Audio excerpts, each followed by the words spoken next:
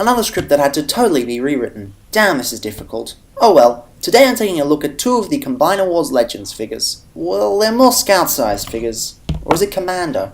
Honestly, I have no idea anymore, so let's move on. Starting off with Powerglide because he came first. He's pretty much perfect in this mode. No, seriously, for a figure this size, he's on point. Sure, he has some leg kibble on the sides and a weird coattail thing, and the missiles on his forearms, but this is a Legends toy, so it's acceptable. The head sculpt's on point, and although this thing really doesn't have much paint on it, it's still pretty good. Well, except for the waist section. This is just ugly. I haven't seen this issue on other copies in other reviews though, so it won't detract from the overall score. Since he really doesn't come with anything else, I'll get onto the articulation. His head rotates 360 degrees, but it gets obscured by the back of the plane due to the transformation. The arms are on ball joints, and they bend at the elbow. People are complaining about the lack of a bicep swivel, but I honestly don't care about it this much on a toy this size. He also has ball jointed hips and ball jointed knees. All in all, the articulation's pretty standard.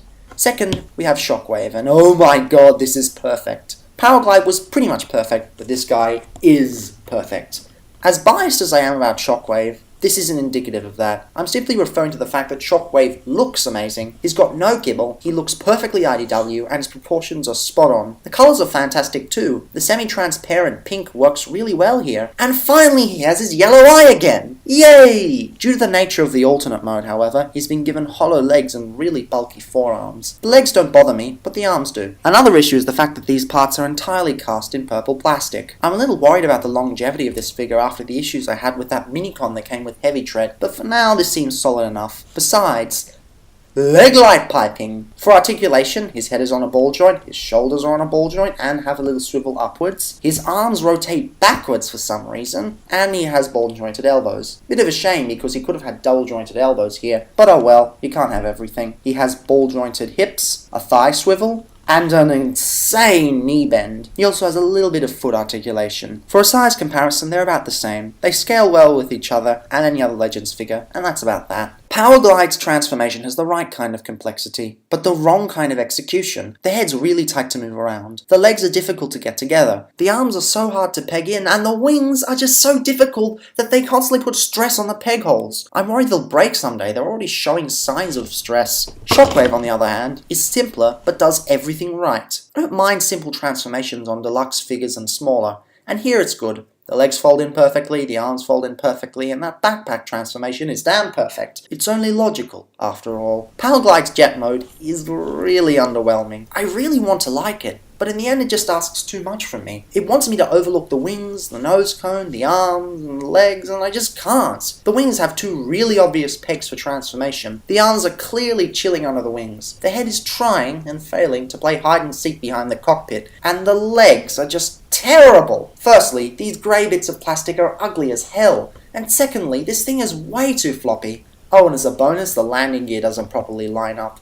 Seriously, the Windblade jet mode was better than this. The Windblade jet mode! That's another story for another time though. Meanwhile, Shockwave pulls no punches and gives a successful update to the old laser gun from G1. Huh, that reminds. Laser gun from G1. Yeah, I'm gonna move on. At first I thought the unpaintable plastic was really jarring, but after getting used to its shininess, I think it's alright. For those complaining about the scope being opaque, get over it. Hasbro has a budget. There's also very little robo-capable that usually plays these Legends figures. The only ones I can think of are open ball joints on the sides and visible hands. The feet don't count as they fit in with the aesthetic. Still, this mode without the peg is supposed to represent a jet instead of a gun. Sorry, Hashtag, but the scope just gives it away. Still, fan moding does exist.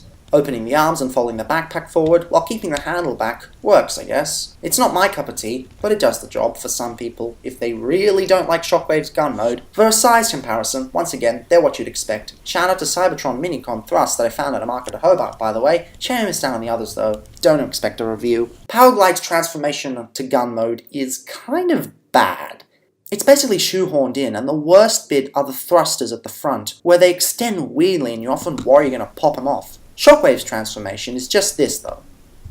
Whoop-de-doo! Powerglide's Targetmaster mode is not as bad as I expected, despite the transformation being complete shit. I can forgive the awkward colour placement for this mode, because since when do Targetmasters pull off convincing guns? What isn't good is the front section. It pretty much flops around way too much, and the jet cannons are pretty flimsy. I've popped them off quite a few times, as I mentioned in the transformation part. Did I mention the target sight looks stupid too? Leaving it folded down solves part of the stability. Another problem with Powerglide is it is way too heavy. He might work with combiner hands, but regular ones just make them flop down. The only guy that seems to work with him is Generation Springer, due to his ratcheted elbows and tight shoulders. Some people have better luck after tightening their joints, but I don't, so it counts as a con. Shockwave's gun doesn't need any extra explanation about how it looks, but I will say it's a lot sturdier and works better as a gun. He still has the same weight problems, though, only he can be used with even less figure due to this stupid tab that has no reason to be there. Only really thin hands can work with him. And trust me, I've tried on the bigger ones and it just doesn't work. Is it for combiners to hold him better? Powerglide didn't need one, why did Shockwave? To summarise, Powerglide's a great figure in robot mode, and his jet mode's okay. His gun mode, though, feels shoehorned in to give him a place in Combiner Wars, and his transformation is complete shit. Complete shit, sorry, there's no way around it. Although it certainly is the best version of him so far, he just doesn't hold a candle to the other Legends figures nowadays. I can only give him 3 stars, as he's an average at best. Shockwave, on the other hand, does everything right. He's got enough positives to outweigh the knees and the weird tab that destroys playability. Because there's no third mode stuffed in there for no reason, he works perfectly. 5 stars. Buy him now, or don't, as he's probably gone from shelves, along with Powerglide. Next time, we continue with Combiner Wars and discuss 2 toys that I thought were completely unnecessary, but turned out to be damn awesome.